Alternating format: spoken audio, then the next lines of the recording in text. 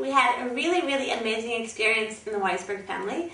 Our youngest child, Yoel, just had his 3rd birthday. So yesterday was Lag BaOmer, we celebrated Lag BaOmer, and so we made Yoel his first haircut, his chalake, his upsherin. So probably for about a year, my husband and I had been debating the pros and cons of different locations for doing the upsherin. And we were thinking of Meron, and maybe the tomb of Samuel, and we had all sorts of ideas. And then about a month ago, my husband came home, and he said, I know where we're going to do the upsherin. It's like, oh yeah, okay, where? So he said, we're going to do it with the Slonimer Rebbe. Okay, so let me just explain, to give you a little bit of background. My husband, who's really, really not your typical Slonimer chassid, for the last few years, he has been praying every Shabbat with the Slonimer Hasidim in Mea Sharim in Jerusalem. And he loves it there. He is so into praying there. And even though he really, really doesn't fit the mold, as I said, of the Slonimer, average Slonimer Chassid, he feels intensely, intensely connected with that place and with the Rebbe. And he feels like it's really like one of the only places in the world that he can really, really pray. So when my husband said this to me, I thought, well, this is very, that'd be interesting. I thought it was a good idea. So yesterday, we took all of our kids to the central synagogue of the Slonimer Hasidim in Mea Sharim. And so my son Yoel, he was one of about 50 little boys who were getting their first haircut there. And of course, it was a very, very intense experience. The Slonimer Hasidim are known for being like intensely spiritual. They have like intense praying and then very, very intense, very unique kind of singing. And so when we got there were like hundreds and hundreds of Hasidim standing on the bleachers, and the Rebbe was at the head of the table. They're having a big tish, and Yoel was one of like about 50 boys waiting to get his haircut there. And but of course, like what was the most amazing thing about the experience was, for the first time in my life, seeing the Rebbe, seeing the Slonimer Rebbe. So what was really, really striking was that the Rebbe. The way it works with the Slonimer Hasidim is that they cut the hair of the 3-year-old boys. They have 4 times a year that they cut the hair. So basically the Rebbe has probably taken the first haircut of thousands and thousands of little boys. But what was amazing is that the Rebbe just had the hugest smile on his face.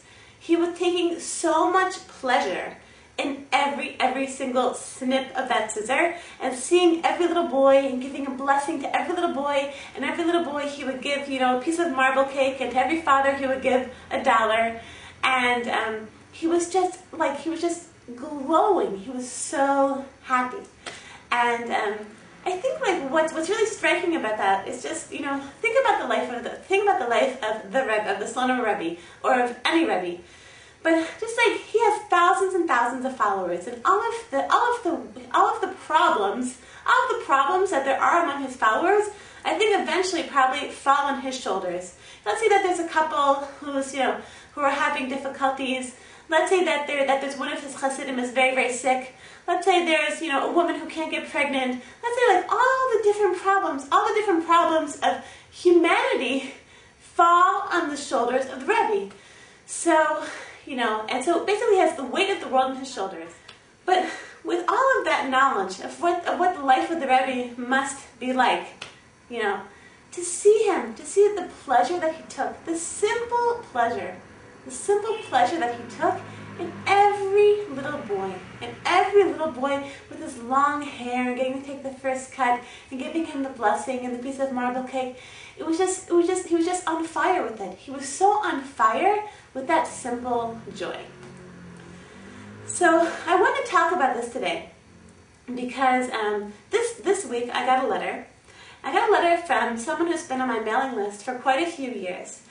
And she said, Hannah, I want to tell you that I so admire what you're doing, and I so love your message. I so respect your message of women, of mothers needing to take care of themselves, and mothers needing to be aware of what they need and of their needs, and making sure that they're happy people so that they can be the best possible mothers for their children. She said, but I have one problem. I have one issue. She said, what if there's a mother, and there are many of us, who are just in an objectively overwhelming situation. You know, that a mother, you know, she just had a baby, she's not getting enough sleep, or she's nursing and she's depleted, or a mother who's who's just, for whatever reason, let's say like a newly single mother of several small children. You know, it could be thousands of situations and a mother is just really objectively struggling. And there's nothing that she can do. Like, what do you say to her? So I want to say two things. First of all, it's advice that I've given millions of times before, and I will give it millions of times again. But I think like even a mother who's really struggling needs to take time aside to write down 10 things that she can do to be a happier person. You know, a mother who's really, at this moment, really, really struggling in her life. You know, sit down, take the time, take half an hour, and make a list of 10 things she can do to make her life easier. 10 things that she can do to be a happier person. 10 things that she can do to thrive as a mother. And you know, and I'm sure like there are mothers who are in very difficult situations, but at least all of us can do something to make our life a little bit easier, to make our life a little bit, to give ourselves a little bit more energy and happiness in our lives.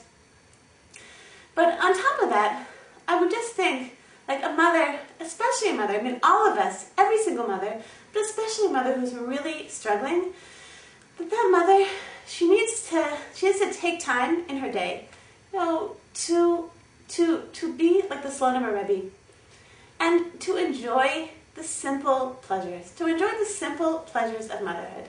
You know, things aren't easy. I can imagine like when mothers are under a lot of stress, that, you know, that they get very much into managerial mode. Like, what do I have to get done, and what do I have to cook, and who do I have to get to nursery school, and, you know, but just for mothers to get out of that managerial mode and to just enjoy. To look around herself, just say, thank you, God. Thank you, God. Thank you, God, for what I have. Just enjoy it. Just enjoy it. You know, yesterday, we got back from the upsharing, and I was exhausted, and I just like crashed out on the sofa. And my two youngest children, my 5-year-old and my now 3-year-old, they were running around around the living room table, and they are really, really funny kids. Sometimes I think they're like two little puppies, like the way that they play together. But it's just like, you know, I was so exhausted, and I just like cracked open an eye, and I looked at them, and I just felt so happy. So like a simple joy, like that was like a simple pleasure of just being able to enjoy them. Just being able to enjoy like how adorable they are, you know? And so I want to bless all of us mothers that we should be able to take that time to enjoy the simple joys of motherhood, just like the Slonimer Rebbe. And I bless everyone with an amazing, amazing week.